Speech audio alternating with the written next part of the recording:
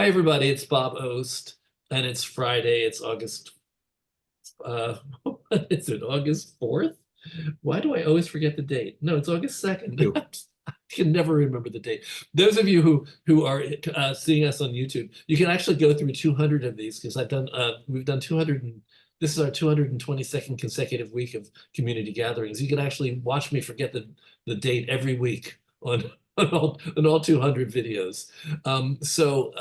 Here we are. It's August 2nd, and we're TRU Theater Resources Unlimited. For those of you who don't know us, we're an arts services organization. We basically were founded with the idea of helping support and develop producers. And we expanded beyond that to helping everybody in theater to understand and navigate the business of theater. That includes artists as well as producers. And boy, is it important for artists to understand the business as much as you don't want to. Please, please consider how important it is and how much easier it'll make your life.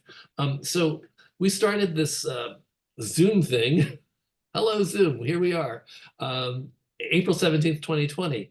And it was this response to shutdown, of course. Rather than have everybody be depressed and mope and want to pull covers over their head and go away and hide, and we decided to open up a Zoom room and have Friday meetings where people could come in and talk about theater. We've been doing conversations about theater now for 222 times. This is our 222nd consecutive week. The thing that's so interesting about this was I had an aversion to technology. I had an aversion to Zoom. But somebody sort of held my hand and talked me off the ledge and got me to open this up. And what happened was that we had been a small arts organization in New York City, in Manhattan, for like 28 years at that point, 29 years. I probably am doing the math wrong, but suddenly we were in Zoom and people were coming in from Australia, Malaysia, Singapore, UK, Canada, the West Coast, California, everywhere. Suddenly I had a community that was not just a New York community. And I liked that. I really liked that. So we committed to keeping most of TRU in virtual so that people can join us whether they're in New York or not. So here we are now, 4.5 years later. We're ostensibly in a live performance world again, but we still are doing this on Zoom because we want to be able to meet everybody outside of New York as well as our friends in New York. Conversations have changed a lot over 4.5 years. Thank God they've changed a lot. But now we're basically back into what is a new normal of sorts. Audiences aren't quite back, but we're in live performance, full swing, and our theater business is in full swing as a live art form. Our conversations now are about how do we make it all work? How do we make this all happen? How do we get our audiences back? But we also try to examine other areas of the arts. And today we're actually talking about something very special and very, very important in my humble opinion. We're going to be talking about bringing art. Well, the broad topic is really art as a medium of transformation. Art does have an ability to transform people. I always say that politics is where people go to fight, and art is where people go to listen to each other. There are many forms of art and there are many forms of theater other than Broadway. Oh, good Lord knows more than is other than Broadway. There's a whole segment of our community that is dedicated to transforming lives and helping lives. There are companies, non-for-profit theater companies that are dedicated to their communities. And today we have something very special. We have a company that actually respects and appreciates art enough to believe that it has transformational ability, and they bring art into prisons. And I'm going to bring my guests in right now because they're going to be able to talk about this more coherently than I can, since um, I have never been in a prison and I've never taught art to people who didn't know really how to incorporate that into their life. And you guys do something that's pretty remarkable, almost miraculous. I want you to meet Charles Moore from I get stuck with the word every time. Rehabilitation Through the Arts. And Brent Buell, who has worked with Rehabilitation Through the Arts, and has, as you may know if you were with us like a month or two ago, his experiences have been made into a film called Sing Sing, which has just opened recently, starring Coleman Domingo, and has become a phenomenal success in many ways. The Times review was an absolute rave. And although I really want everybody to be aware of the high profile that this company now has due to Sing Sing, I want to also talk about things that aren't as high profile, the things that people don't necessarily know about what you do and how you do it. So, Charles, why don't I introduce you first and talk about who you are and talk about how you became involved with the company Rehabilitation for the Arts, through the arts. Thank you, Bob. It's a pleasure to be here today. And as I was introduced, my name is Charles Moore. I am currently the Director of Programs and Operations for Rehabilitation Through the Arts, better known as RTA. This is my 20th year with the organization. And interestingly enough, I was a participant in the program for 12 years. I'm formerly incarcerated. I've been home now for 8 years, and I've been working for Rehabilitation Through the Arts full time for 8 years. And it's just been an honor to work for an organization that has changed my life and changed the life of so many of my peers, some of the teaching artists that come in. And it's just a wonderful program that we never thought we would be in our 28th year, when Catherine Wilkins first founded this back in 1996 in Sing Sing Correctional Facility.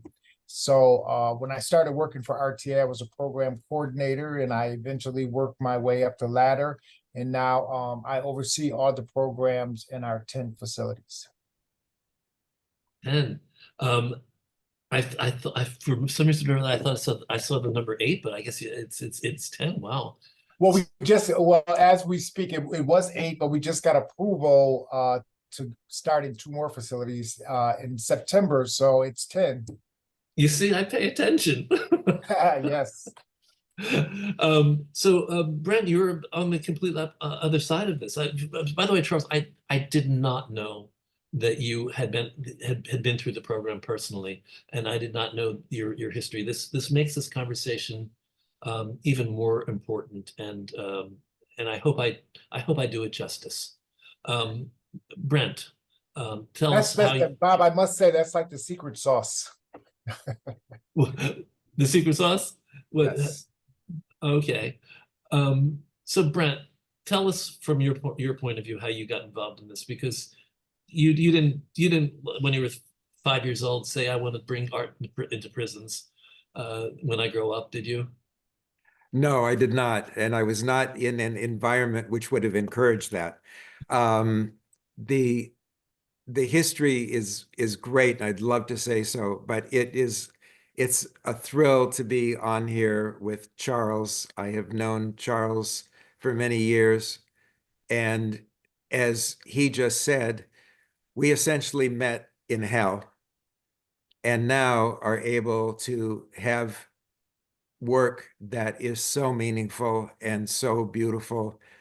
I think of in the film, Paul Raci, who plays me, says, "Who would have thought that the way to change the world would begin behind the walls of Sing Sing?" And this is the work Charles is doing, and I'm so proud. I'm so very proud of that. My involvement came in an interesting way. I had been working with Reverend Al Sharpton for 3 years, in matters of civil rights, and also with another gentleman, Anthony Williams, in matters of homelessness, and combining theater with those. And then met Catherine Vokins. She asked me if I would like to come and teach theater in prison. And it just seemed like a natural progression to go and direct theater in prison. What I didn't know at the time was I knew that theater was a way of affecting an audience. I knew that it was a way of transforming how people think, having them think, understand new things, and in a beautiful way. But when I began going into Sing Sing and working with the men there, it became clear to me that theater is a transformational medium for the people doing it in a way I had never seen before.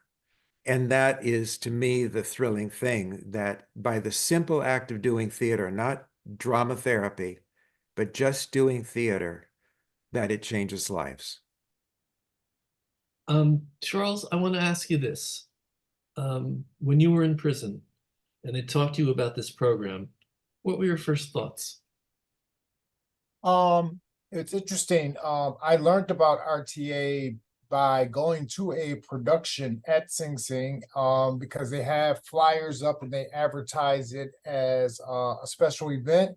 So when they call the special event, I went down and I saw the play they were doing, A Few Good Men, in 2001. And the next day I went to the school building and I recognized some people that I thought might have been in that play, but I wasn't for sure because I was kind of new to the facility. I didn't know a lot of folks. And so I just, I'm still trying to mind my own business. I went to the show again the second night. And again, I'm like, I know I saw that guy in the school building. So now I'm getting a little bold. And I asked a couple of the guys that I did know in the facility, yo, was that dude in the play last night? And he said, yeah, they have a theater program here called RTA. And I says, wow, because at the time I really thought that the actors on that stage were professional actors that had came in and just put on a special event for us. I didn't know that there was a theater program there. And I was like, wow, that's great. They did a wonderful job. And then as I got to know brothers in the facility, I was encouraged to sign up for the program. I have never had a desire to be an actor. I do appreciate theater, but I never had a desire to be an actor. So I eventually signed up for the program. It took me about 2 years to get in RTA because it had, at that time, we had the Medium facility open and also Sing Sing open. So at that time, it was almost 2,600 residents in Sing Sing. So the waiting list was pretty long. The program was a huge success. And it took about 2 years, at least a year, to get in. So when my name finally came up, I went through an interview with the steering committee. I was accepted into the program. That was 2004. And my first production was Jitney by August Wilson. And I've been involved with RTA ever since. It's just it's one of the programs I credited for helping me get my self-esteem back. It helped me improve my communication, and it also helped me deal with transitioning myself into the correctional facility system and being able to deal with being incarcerated. So Brent, he talks about the interview. Charles talked about the interview, and I know the interview is an interesting scene in the movie. How you're not involved in the evaluations process, are you? Are you, Brent, or do you sometimes get involved? Here's the thing that's beautiful about RTA. This is a program that is really driven and run by the men who are incarcerated. It is not manipulated from the outside. So the structure is that there is a steering committee of incarcerated people who make the decisions about the program, what shows they're going to do, and things. We who were or are artists who come in are part of that, but don't control it. This is something they do. And this is also what they do in terms of choosing who comes into the program. And as is portrayed in the film, it is a tremendous thing. People have said to me, "Oh, well, yeah, of course it's successful. You pick the cream of the crop, you pick the goody two shoes, you pick the guys that have got no problems." It's exactly the opposite. The steering committee picks the people they think are most in need of a program like this. And time after time, I'd be leaving the prison, and the superintendent, the CO at the desk would say, "The superintendent needs to speak to you." And I'd see him, and he'd go, "I hope to God you know what you're doing. You just let the most dangerous man in Sing Sing into your program." I always knew they would be okay. I had watched it over and over and over again. The people came in with a tremendous chip on their shoulder, were there to prove how tough they were, whatever it was.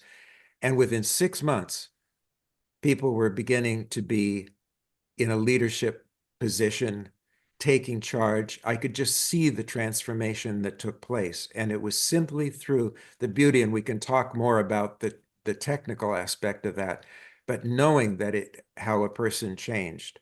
And Charles, who was there, is, if anybody wants to know, is a tremendous production manager. He worked as production manager on a number of shows that I directed there. And talk about an efficient production manager. This is who you would want wherever you were. Good organizational skills. Oh my God, the Okay. best. Yeah. So it's really nice to be here with him and be able to talk about this. Well, ideally, I would love to think that everybody that comes into the program benefits from it. Well, I'm sure everybody does benefit from it, but that it really makes a difference for everybody. But there must have been some people over the years who just didn't they didn't do it. They didn't get with the program, or are you telling me that everybody ultimately came around? Because that sounds like a happy ending of a movie that I've seen too many times. No, that's, we're dealing with human beings, and of course, we have no perfect human beings. And I was once on the steering committee at Sing Sing, and then when I got transferred to Woodburn Correctional Facility, I was also on the steering committee there. And that's got to be the toughest role in the program, because you have men in green. We say men in green because that's the color of the clothing that incarcerated individuals have to wear. So you have men in green telling men in green what to do, and that's always been a tough thing to do, because the first thing that they would say to you is, "Oh, you think you police now," and all this and other stuff. So you get a lot of slack for trying to keep an organization like RTA together, because as Brent said, the civilians who come in, the volunteers who come in, do not get involved with who comes into the program, any type of disciplinary actions, any play. They just, they give us advice, but the final decision always comes down to the steering committee. And in front of civilians is what we call them, the volunteers that come in front of civilians, we always try to act our most professional. But after the civilians leave, there's usually 10 or 15 minutes left before they call the go back for us to go back to our housing units, that we deal with the business that has to be dealt with, which is disciplining our peers, like, things like walking in and out of the room, being disrespectful to a volunteer, being disrespectful to a fellow member of RTA, being unprofessional, especially with the female volunteer. Those are the type of things that will get you removed from the program. And those are the type of things that have had men and women, because we're in both men and women correctional facilities, removed from the program. Because when they come in, they go through a 3-day orientation, which is called RTA 101, and we go over the A through Z of what this program is all about. We review the bylaws with them, and we tell them everything that you can and cannot do in this program. they agree to it, and then we hold them accountable to it. And the steering committee has to lead by example. And when we see something that is inappropriate, we try to nip it in the bud ASAP so it doesn't foster into something serious. But no, we have had people that, we don't necessarily kick them out. We'll say, well, you're going to be suspended for 30 days. If you understand what you did and you want to come back, let us know. And we have taken people back, and they're like, thank you for giving me a second chance. And we never had a problem out of it before. But there's zero tolerance for breaking bylaws in RTA, or we wouldn't have been around for 28 years, because there are those in authority in correctional facilities that don't like to see positive programming in facilities. So they're just waiting for us to screw up or something like that, so they can go to that superintendent that pulled Brent to the side and say, see, I told you they were going to do that. I told you they were, but we've never given them an opportunity to say that. So I want to comment on two things that Charles just said. One of them is it's true that the steering committee does that. But as you see in the movie, the amount of love that is shown to the men in the program by members of the steering committee and other members in the group is extraordinary. I mean, we're taught that people in prisons are not like human. What I found in there is some of the greatest compassion that I've ever seen. And I remember there was one person he'd get angry and he'd say, I quit, I'm not going to do this. But there was a working with him and wanting him to be better. And eventually he came around. And so it's not just cut and dry. There really is goodwill for people. And the other thing I was going to say was, and it's interesting, when Charles said that as you give directions inside, that it can be like, who are you to tell me what to do? As a director, I came in and my job was to tell people what to do.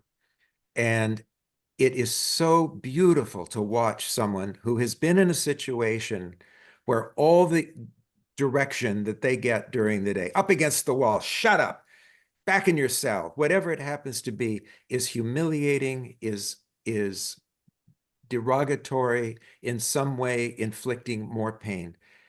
When they realize that there's someone giving them a direction, move from your chair to over here move stage left.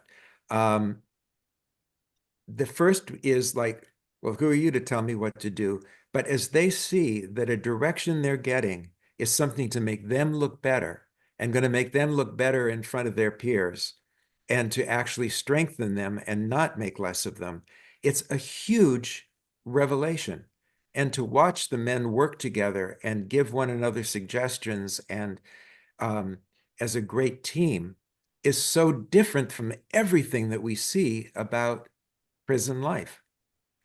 And it's a remarkable part of RTA. So let me ask you this. Assuming that somebody in the room we're toying with the idea of maybe becoming a facilitator in the program. What are you called? Are you called a facilitator, Brent? What is the Teaching artist is what they call them now. Teaching artist. Okay. So if somebody wants to be a teaching Is that right, artist, Charles? Yeah. What would you say to them in terms of their ideas about being a teaching artist? They don't have to. The steering committee, Charles, are the ones that are disciplining people.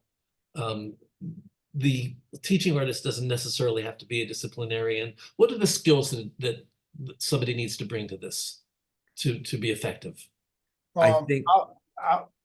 Go ahead, Brent. No, it's all right, Charles. Go ahead. No, I was going to say there's two parts to that, because teaching artists can be a problem as well. So it goes on both feet, because, one of the things that, first of all, you should have some theater experience and you should know how to teach. And you should be, of course, willing to come in and work and go through all the crap, excuse my French, that you have to go through in order to work in a correctional facility. And once you can get past that, you're there to teach the craft that you know. If you're there to be a director, you're there to direct a play. If you're there to be a creative writing instructor, that's your job. But we have problems with some of our teaching artists because they get too involved in the residents' well-being.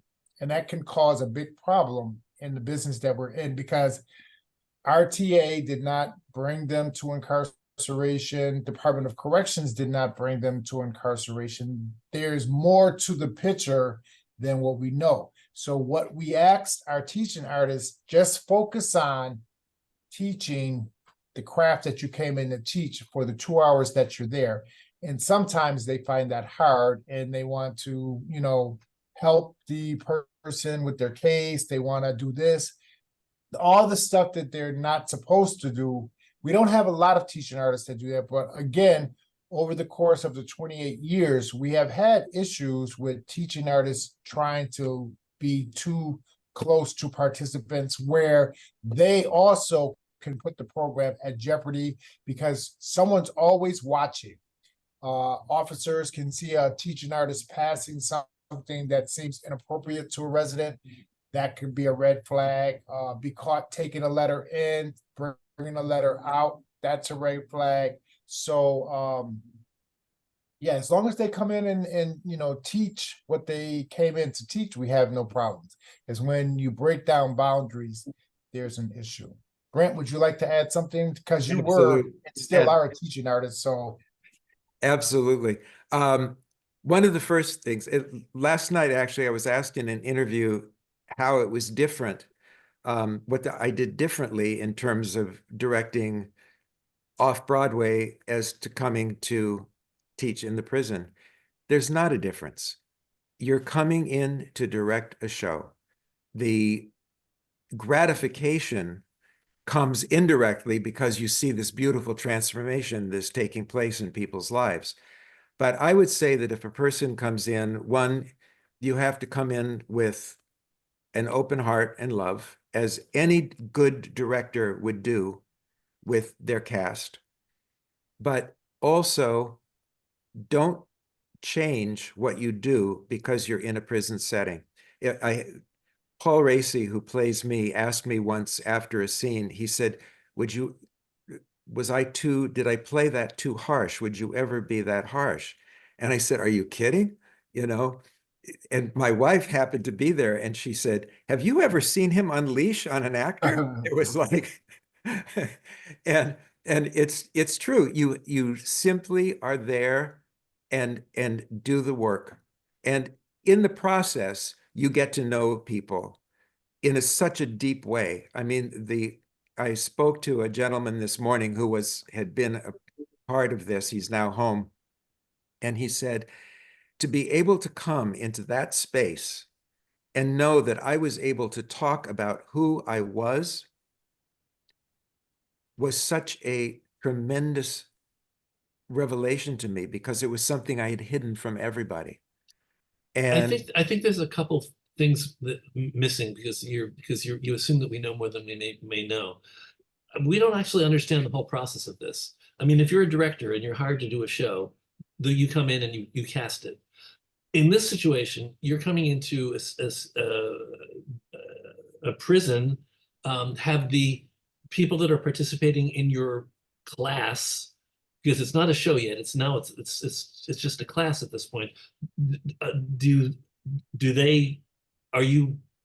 you have a show in mind for them, or how do you find the show? And is it just scene work, or is it full shows? We've heard about full shows. So is there more to it just than doing a whole show with a cast of people that are incarcerated?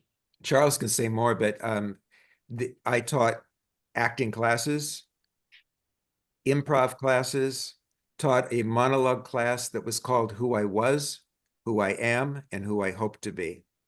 Other classes in the interims between doing the shows. So you're already working with these actors in a very, very close and intimate way. So then when the steering committee decides what the next play is going to be, and as in the case of Breaking the Mummy's Code, we couldn't find a play to do, and I ended up writing it for the guys. The casting goes on just the way people will see in the movie. And Charles can talk about that casting process, because as an outside director, I could say, I think this person would be good, but the steering committee decides who plays what roles. And I remember one time, because there were 70 roles in Breaking the Mummy's Code, I had sort of done a lot of the casting myself to see how we could have people playing multiple parts and all. And I was wondering why it hadn't made it to Broadway. Well, I think it should. Set with seven, a cast of 70, good luck. And there's very serious talk about that happening. Oh, But wow. I'll tell you that I found out I had overstepped by doing that, because in my mind as a director, time is money. I've got to get this done. We got to move this forward. It's got to be done. This is costing money to not have everything cast already. In prison, it isn't. Time is money. And that's what it's one of the beauties, because it's the real old get a barn and do the show feeling. And so as the men would decide who was going to play what roles and things, they were so good at deciding and really knew one another's strengths and weaknesses in doing that. So Charles can speak about this too. No, Brent, that was right on the money. The only thing that I would add is, Brent started it off perfectly, because everything that happens in the professional world as far as putting on a production, whether it's off Broadway, in a high school, whatever, we go through the same process inside of a correctional facility as far as auditions and things of that nature. But what happens is we never let a new director come in and just direct a show. We have workshops that go on in between times. So like as Brent was describing, the director may come in and run a basic acting workshop so he or she could find out what talent they have in the room. And then it also allows the director to get to know the membership, because it may not be their cast, it could be their set person or whatever, but to get to know the membership a little bit. And then it gets the membership opportunity to know the director as well.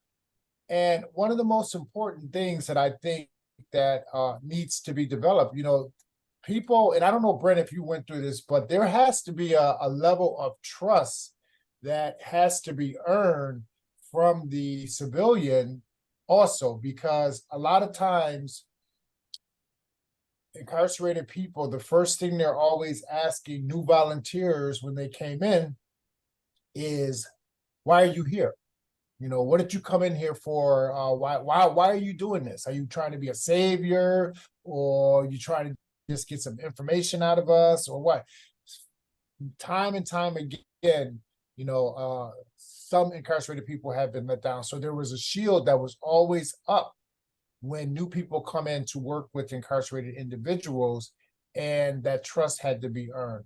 Brent earned the trust. All RTA volunteers earn the trust, but there is a little test that you would go through. It's not a pass or fail, but you will be scrutinized a little bit about what's your purpose of coming in here to work with us criminals, all the bad things that people say about us. What makes you want to come in here and do that? And the teaching artist has to, reveal their purpose of being there. And then after that's broken down, then that trust and that rapport is developed between the members and the teaching artist. And some of the things that a director may not know, that a steering committee may step in and say, well, this person may not be good for that role, is because we might know that a person is not committed. There's going to be a problem with them coming to rehearsal all the time. A person may not read as well or comprehend to get off book in enough time. So that role might be a little too big for them. Yes, they can be in the production, but give them a smaller role, because we live with each other 24 hours a day. So we know all our habits, and the teaching artist is only there 2 hours an evening once a week. So all that inside stuff comes from the steering committee, and we kind of guide. Most of the time, a director's choice of casting is honored unless we feel that the role is just too big for the cast member to handle, or people in prison have problems. And if we know a person might not even make it to curtain, like they might be problematic of getting a dirty urine or this, that, or the other. So we would advise, because we want the best product to be on that stage. And that's where we come in and we help the director to cast the best cast that we have. Yeah, and if you're going to go in as a volunteer, what Charles said is true. If a person comes in, why are you here? Well, I had to do this to get a extra credit on to get my master's or something. It's not the reason to be there. The reason to be there is that you love other human beings, and this is an opportunity to get to know people that maybe you'd have never had a chance to know, and to make art together. And the dynamic of that is huge. I always have told people I went into Sing Sing just to direct theater, and that's what I went in and did. In the 10 years that I was there, I made some of the deepest friendships of my life. And as these men came home, some have even come to live with me and my wife, and continue to be frequent guests in our home, and are some of the best people I know. And when it came time to cast the movie, there was a whole group of people to choose from, excuse me, because we've all remained friends. And that is another reason that this program is so important. Transitioning out of prison is one of the most brutal and difficult things that can be. That was my next People, question. yeah, people, your About families. about integrating people. The other program, another program that you have Excuse me. is to help people come back into society, right? When people come home, friends and family were all so happy. Oh, you're home now, you're free, this is wonderful. Person doesn't just feel that. The obstacles in the way to reintegrate into society are huge. And the ability of people who have never been incarcerated to understand what someone has been through is very, very difficult. So with RTA, there's this whole group of people that have been through it, who are there, that you can immediately call and talk to and see and be with, who are positive people, but also understand what you've been through. And that is an enormous, enormous benefit for people coming home. Especially during the time when Brent was coming in and I was incarcerated, because that's when that technology age was there, and most of the people who were incarcerated didn't know anything about a cell phone. They didn't know anything about Wi-Fi and all this other stuff. And then we were just released into this community and didn't have no way to navigate it. But Brent was always there to say, yes, I can, help you do this. And Brent would bring his camera in, and we would get so fascinated by the technology of this little camera and the little thing, all the things that it could do. And, it's just would give us that thirst to get out there. But you mentioned our Reimagining Myself program, which is our reentry program, which we just started in 2021. And what that program is it's a reentry program that helps men at this point, because we're working on the women's curriculum as soon as we get the funding for it. But it helps with the social and emotional challenges that men may face before being released. And what we do is we offer a 20-session workshop where we come in twice a week, 2 hours a week, and we talk about all the things that you may deal with before your release. There's live videos that go along with everything that we talk about in our curriculum that give the men an example of what it's going to be like to go to your parole officer, what it's going to be like to go through a job interview and someone asks you, well, could you explain this gap in your last employment from now? What it's going to be like to have to deal with your son, who was 2 years old when you came to jail, and now he's 22 and you're trying to tell him what to do. So all those little scenarios that men will go through upon their release, we try to let them get ready to deal with that on the inside, instead of waiting till they come home and then they have to deal with it,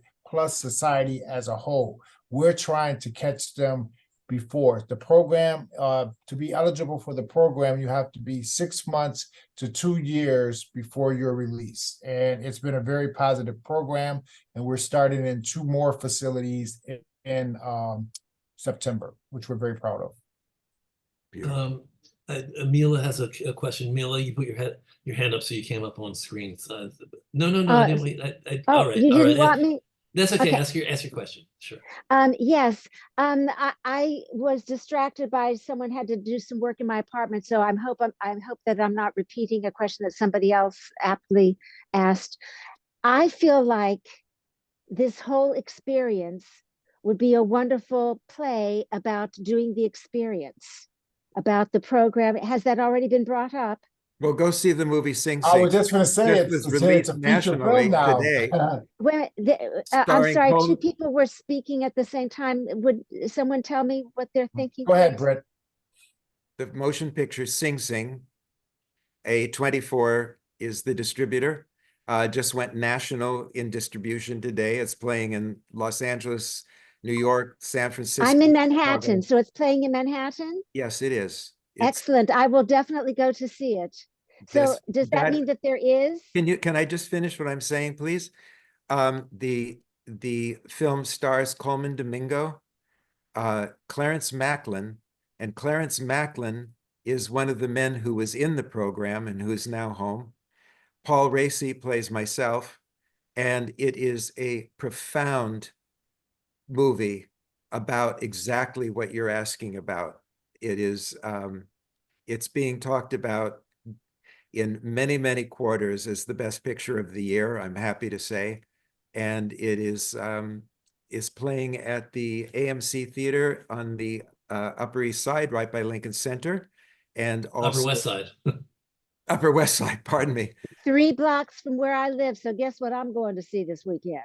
Good. And also at the Angelica down in the Village. Okay, I'll spread the word. Susan Crawford.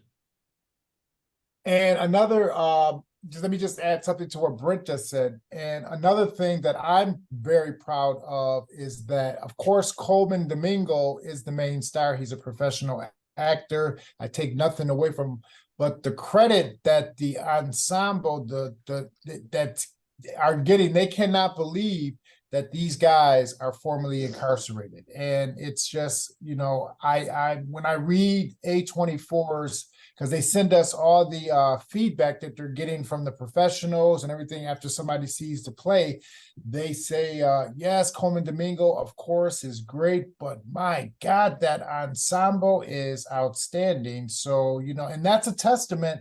And I told the guys that, you know, we were working with some really talented professionals in RTA. All of our teaching artists have to have some type of professional acting or directing credentials behind them. And to your point earlier, there's no shortcuts when they go to put on a production. You know, they want just as what they want from in the street, they want from the inside, if not more, because they want us to look our very best. There are 14 of the men from RTA who are featured in the movie. Yay! Yeah. Now you'll have to guess who the 14 are. That's Oh right. yeah, there you go. You're going to be tested on this, Mila. Well, I'm lucky because I live 5 blocks from the movie theater, so I'm definitely going to see it, y'all. And I'm going to tell all my peeps, my fellow alums at Juilliard, to get their buns in the seats there too.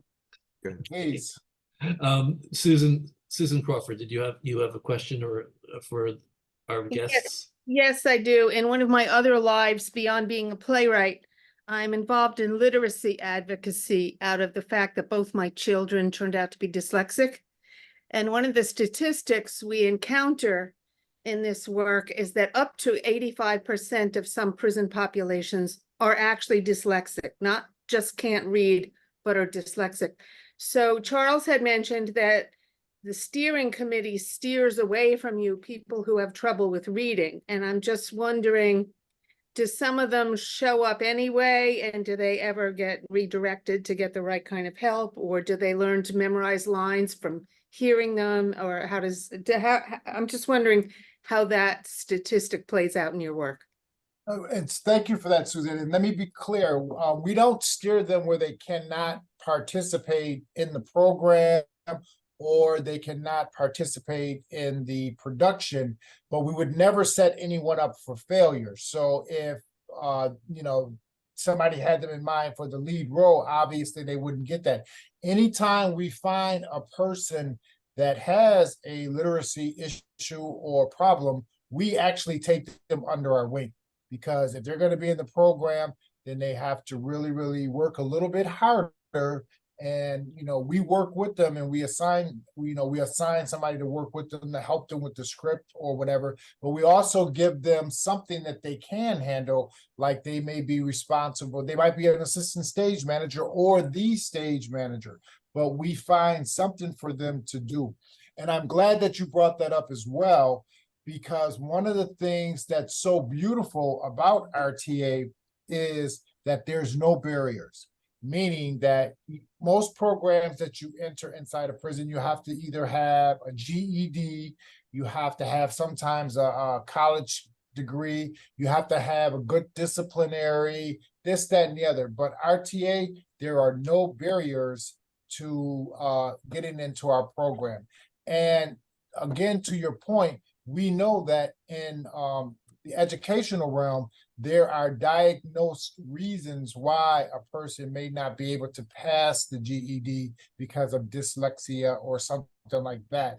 And that the beauty of the arts is that it meets the person right where they are. There's no right or wrong when you're dealing with theater. So with theater, I mean, one of the things is so amazing. I remember one night at an early read through, there was one person that would always find a reason to pass on to the guy next to him. And I wasn't sure what was happening. And one of the men came to me afterwards and he said, I think he has a problem reading and he's embarrassed that he's not going to read well. Could we have a smaller group read that's particularly for the person to help all of us work together to read better and include him, which happened. And that person ended up being able in time to memorize his lines, get them all down, and was an active part of the program. Another person was absolutely intransigent about reading. And I'd say, you know, you don't like to read? Now, I've got 35 years and I'll read when I get out of prison. And so I said, well, look, here's a script. And just take a look at it. You don't have to read it, but you'll see it's laid out on a page different than a book. And it's just interesting to look and see how it's done and how that ends up. And so he said, nah, all right, I'll take it. And the next week he came back and he had this funny look on his face and he goes, well, that was all right. You have another one? And he became an avid reader.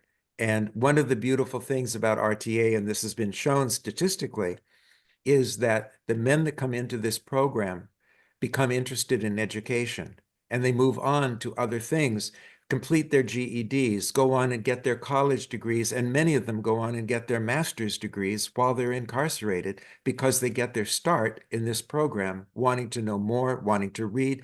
And, you know, theater is so beautiful because it opens the world to you. It's not about your 2-block radius that most of these men have been confined to.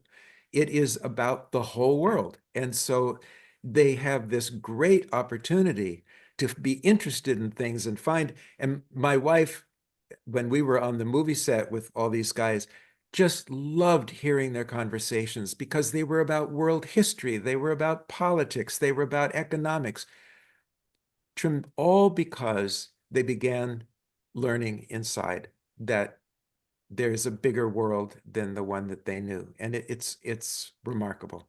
That's amazing. I'm going to call on Murray in a second, but I just wanted to ask you, what is the percentage of inmates who participate in the program because you're saying there's like 2,800 men in Sing Sing at any given time. I guess it's obvious that not everybody is going to be interested in the program. There have to be people incarcerated who just probably think it's nonsense, or it's just not their thing, or they're not attracted to it. So how many people do you actually help during the average year? So Bob, I have to educate you real quick. So if Yep. you would, we call them incarcerated individuals or participants. We don't use the word convict. We don't use the word inmate. So if you would, we refer to them as incarcerated individuals because they are fellow human beings. And, we do one of the things that RTA tries to do is show the human dignity of those behind who are incarcerated. So even in New York State, the legislators by law changed the word inmate to incarcerated individuals because the Department of Corrections also wanted to put a human dignity to incarcerated individuals. Okay, thank you. You're welcome. So my question still is, Right, your question is, we serve over 300 individuals in our 8 facilities that we are in now. And the reason that the number is a little low is that we only have so much space that we could have, like as far as classroom space. So, and we have a very low turnover. So once people are involved in RTA, they stay for a long time. So our turnover rate is very low, but one of the things that we are extremely proud of is that we have a less than 3% recidivism rate of our participants being rearrested and coming back to prison. When the national average is 60% within 3 years. well, that's pretty amazing. It's remarkable. Yeah. I want to go to Murray now. Murray, I know that you wanted to ask something. Murray? Did you get knocked Yeah, off? wait. Let me open the picture. Okay, Okay. There you okay. are. Hi. Now, I don't know if this was your program, but I know that I have never been so moved in my life.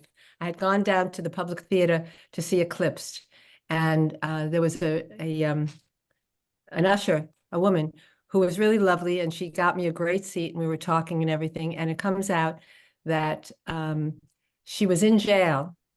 Her boyfriend had done something, either stole a car or killed, I don't remember the story, but did something. She got blamed for it too, and she was incarcerated. And she said that shows came by in other words, they were outsiders coming to the jail to perform for the inmates. And she said that it was at that time that it totally changed her life because she became friendly with someone who was either conducting the show or part of the show. And they started talking, and she was very clear about what her life had been and what it should have been, and whether she was wrongly accused. And they said, if you turn your life around, I just got chills. If you turn your life around, you will have a job at the Public Theater. And she did.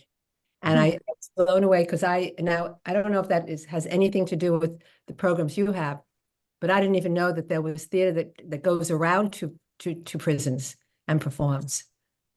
And it wasn't RTA does not bring in outside, other than we are the only prison theater program in the country that has female actresses who come in and work with the men. Yeah. But we don't bring in productions from the outside. Is that correct, Charles? That's correct. It's That's all the men themselves doing it. So I guess it's a different program, but just the fact that it gave her life back because it turned her around and she came out and she had a job, and the rest is history. So I applaud the two of you. Really, it's amazing. I really think that Brent could probably, well, I see it firsthand myself now that I'm on the other side, but it's nothing like coming in and working with incarcerated people. That's why I have to get Bob in, because Bob said he's never been in a prison before. So I have to get him in so that he could experience that. It's a life-changing. None of our teaching artists are afraid. The membership would never let anything happen to you. And the program is held in the school building, and there's usually nothing ever happens in the school building because everybody who's usually in the school building are there for positive reading. They're either positive reason. They're either in higher education programs, some of the other programs that are offered in prison. But the school building is probably one of the safest places that you could be. We have people, not because Brent's been with us for a long time, and nothing has ever happened to our civilians over the 28 years that we've been working. And when we have a production, especially at Sing Sing, when we advertise the seats can go in 24 hours. That's how popular our productions are now. So it's really— That is civilians coming in. Yeah. That it's really Speaking of which, we have people coming into the room now, so I'm gonna flow with it now. So I think the next person who wanted to ask something was KC. Hi, thank you both for being here. Excuse my ignorance, but how do you get a hold of the productions to put on? Are you working with like a licensing agency? Are these full productions? Would just like to know more detail on that. Great question. Again, just like they do in the free world, if we do a published play, we have to write and to get the rights for it, and we pay for whatever they charge us. And a lot of times, like with Brent's play, we do a lot of our own writing on the inside. But most of the time, if we do something that's published, we go through the same chain of command that you do in the real world as far as having to get the rights to do that play. And we put it right on our playbills because we don't want to be shut down. But we do go through the process of getting the rights to do whatever play we do that's already a published play. So let me just say, I think I've picked up on two different scenarios, and tell me if I'm wrong. Because you originally mentioned, Charles, that you were in Jitney, so of course we all are starting to think, oh, you do existing plays. That's one scenario, but the other scenario is that you have workshops with the people in the program, and they go through a process, and sometimes you develop a show from their experiences, or no? Yeah, Absolutely. you develop it from them. So there's two different scenarios. Playwriting classes. And I'll just mention, Charles is a playwright. And he and I collaborated on a play called The Gate. We had a wonderful staged reading of it at John Jay College in the theater there.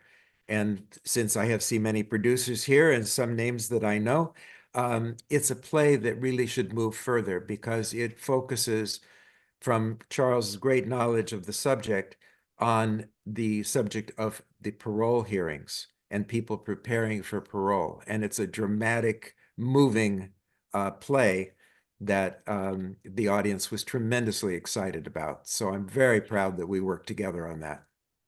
But there are situations where you might license a piece. You might direct tell me what you're called again. You're called a original piece.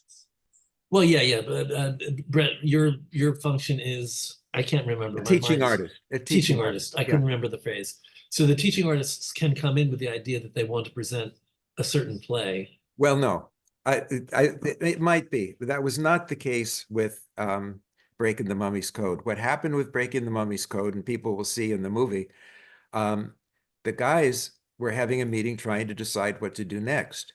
And there was great thought about doing, some people had suggested on the waterfront, and everybody is going, we don't want to do another heavy play. There's enough drama and trauma in here. We want to do a comedy. Let's do a comedy.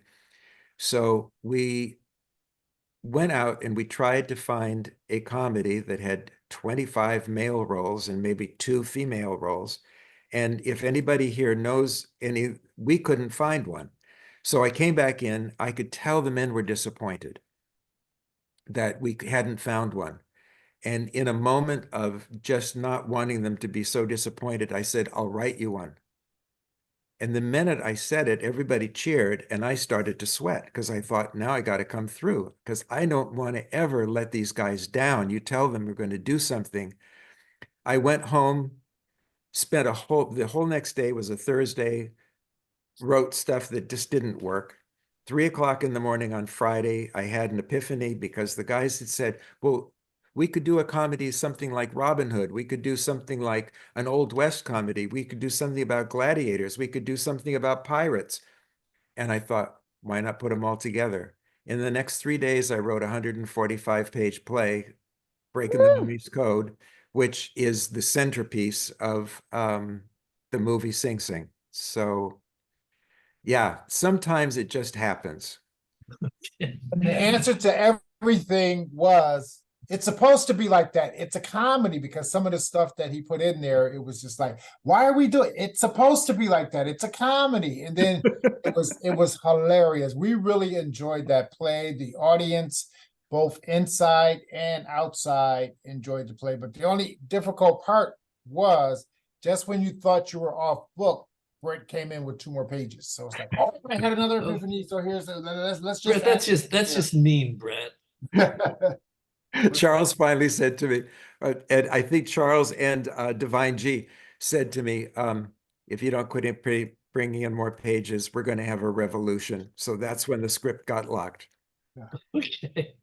No, Charles, I don't want to keep you later than you're comfortable. Go. What time do you end? Well, I have 2 more people who want to ask questions. Normally, I try to. Go ahead. I'm enjoying that. Go ahead. Okay, It's Friday. Susan, and then Mila. Susan. Susan. I said, go ahead to Mila and then come back. Oh, well, you weren't on mic, so okay, Mila. Thank you very much for calling on me. I wanted to make 2 suggestions when you're ready for casting for the elder gentlemen who have been in prison for a while. One of them is Mandy Patinkin, the other one is Keith David. They would be absolutely so perfect. So that's all I wanted but to Mila, say. I think You realize the movie has been made. Yeah. Yes, but there's going to definitely be follow-ups. And when things are played in Manhattan on Broadway and in theater, that's what I'm suggesting them for. I spoke to Keith David recently. He's very interested in the subject. Oh, good. Well, so I'll tickle him again because we're good friends. And so, yeah, so I'll tickle him. I wish that I had known that, because I would have suggested that he attended here, but there you are. He can go see the movie. That's the main thing right now. We've got 2 more virtual Thank you. hands And I'm up. off like a herd of turtles. I love it. Toodles noodles. Susan Crawford now. I'm sorry, I forgot what the follow-up question was. I will email it to our guests if they leave their email addresses. Okay, Stephanie Schwartz.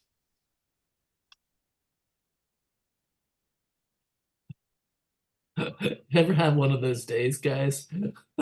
I want to Okay. compliment you for the program that you have been following and having for so many years. I've known about it for a long time, and I'm just sorry that it's located up in Ossining, which is too far for me to travel. But I know other people who have participated, and it is wonderful. Thanks, Stephanie. Thank you. We have a celebrity guest, Eric Krebs. Come in and say hello.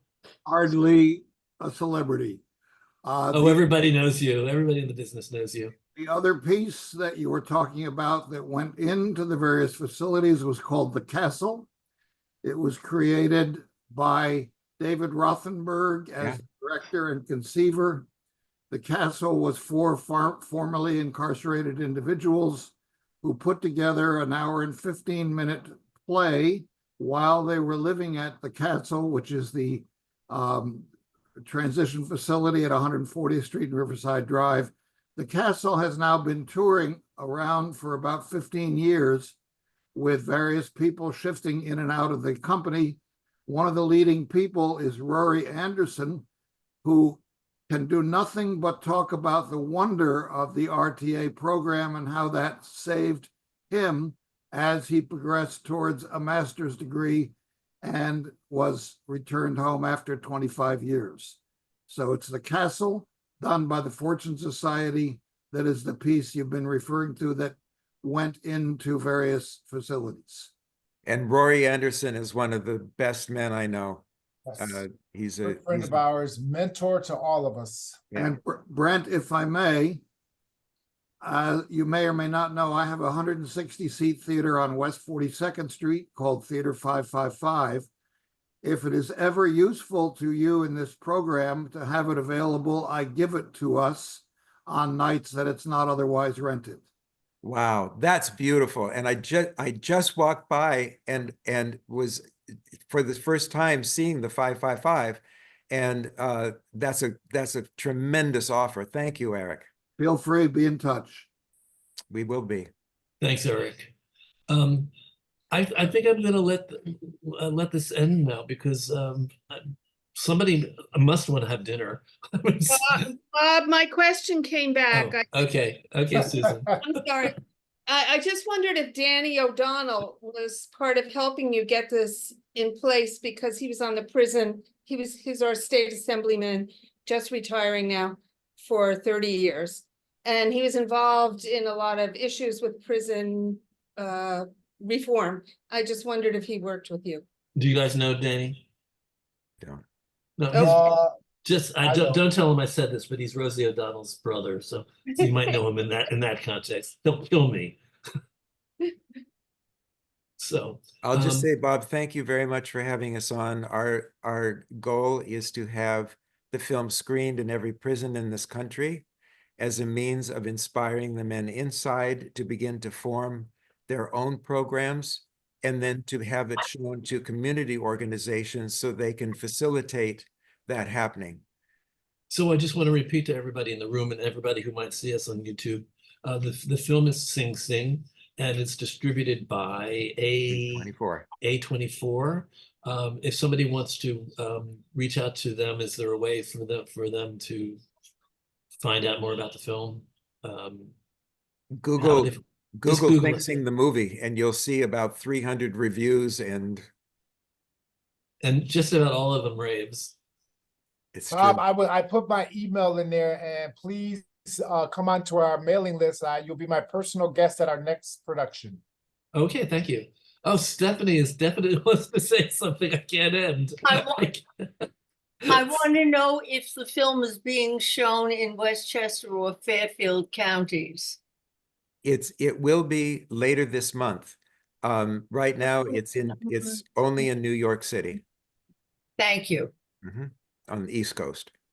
So thank you, Brent, and thank you, Charles. Lovely meeting you, Charles. And forgive me in my sloppy use of language.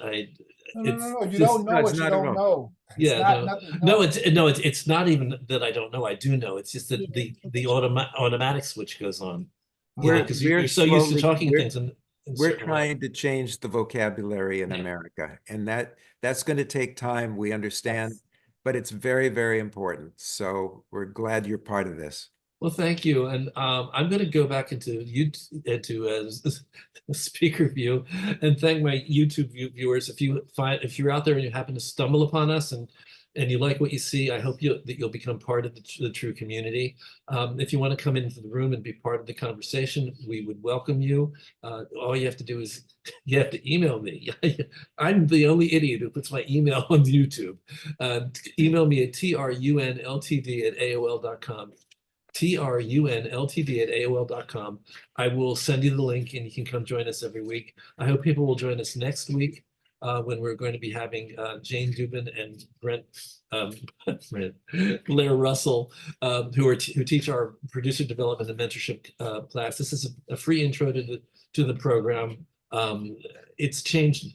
Our program has also changed many lives, and including Brent's actually. We'd love to have you be part of the program. That is for sure. Yeah, you're a testimony to what we do. So consider looking into the TRU PDMP program, Producer Development and Mentorship.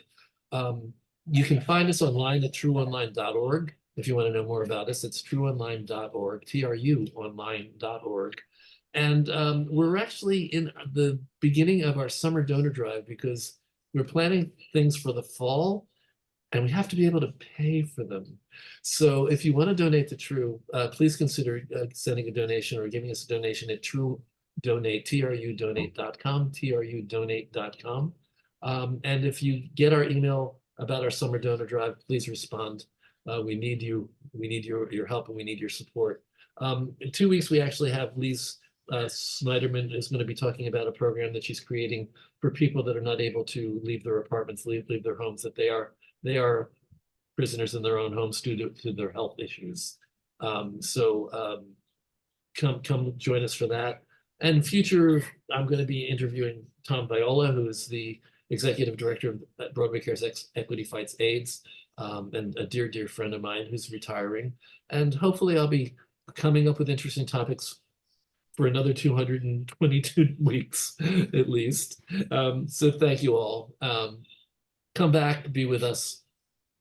Thank you. That's it. Thank you. Thank you. Good night.